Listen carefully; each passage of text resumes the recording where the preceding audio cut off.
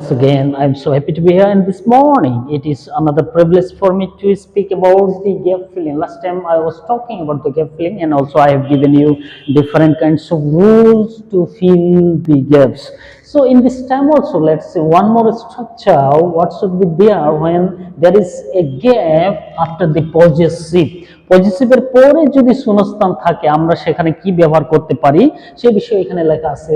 দেখুন এখানে লেখা আছে পজিটিভ এর পরে শূন্যস্থান থাকলে, পজিটিভের পরে শূন্যস্থান থাকলে নাউন বসে। তাহলে এটা খুবই গুরুত্বপূর্ণ। যদি পজিটিভের পরে শূন্যস্থান থাকে, suppose hour dash is a poor country, poor country, our country, our this is a poor country, our it is possessive, এটা হলো possessive our।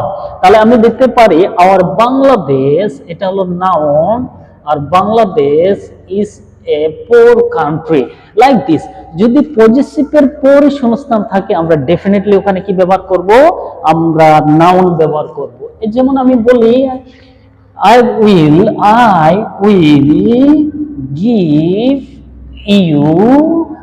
will give you dash pen, I will give you dash pen, I will give you dash pen। এই যে আমরা দেখতে পাচ্ছি ও I will give you dash pen, এখানে দেখা যাচ্ছে যে I will give you এটা I will give you এটা হলো possessive my.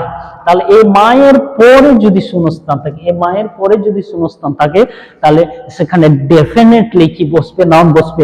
I will give you my, এখানে দিতে পারি my pen দিতে পারি, I will give you my money দিতে পারি, I will give you my money দিতে পারি, I will give you my bike আমি এখানে দিতে পারি।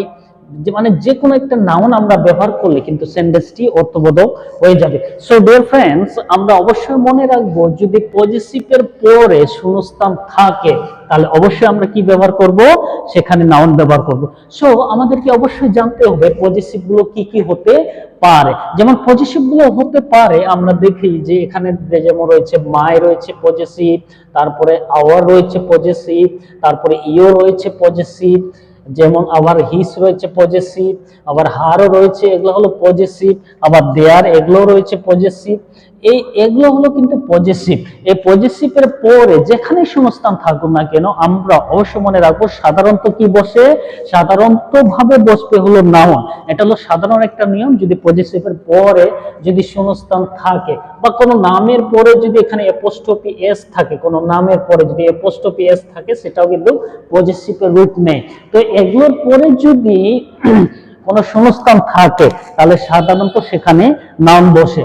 তো আমরা অনেক ইজি করে এটা কিন্তু উত্তর করতে পারবো। যদি গেপ ফিলিং এর বিষয়ে কোথাও যদি পজিটিভের পরে শূন্যস্থান থাকে সাধারণত আমরা সেখানে নাউন ব্যবহার করব। কোন নাউনটি ব্যবহার করব সেটা সেন্টেন্সের উপরে নির্ভর করবে। সো আমি বিশ্বাস করি অনেক সহজে এটাকেও কিন্তু উত্তর করা যেতে পারে। So I hope you will understand very easily and you can answer it very easily. If there is any gap after the possessive, if there is any gap after the possessive, there should be noun placed. There should be placed noun. It will be very easy to answer in kinds of gap filling question.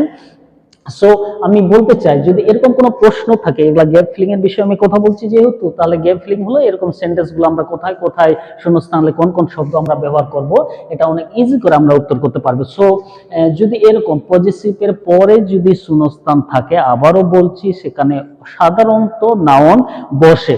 তো আপনারা এটা দেখুন যে এইভাবে উত্তর করে দেখুন, আপনি অনেক সহজে কিন্তু উত্তর করতে পারবেন। So thank you so much, will see again another structure.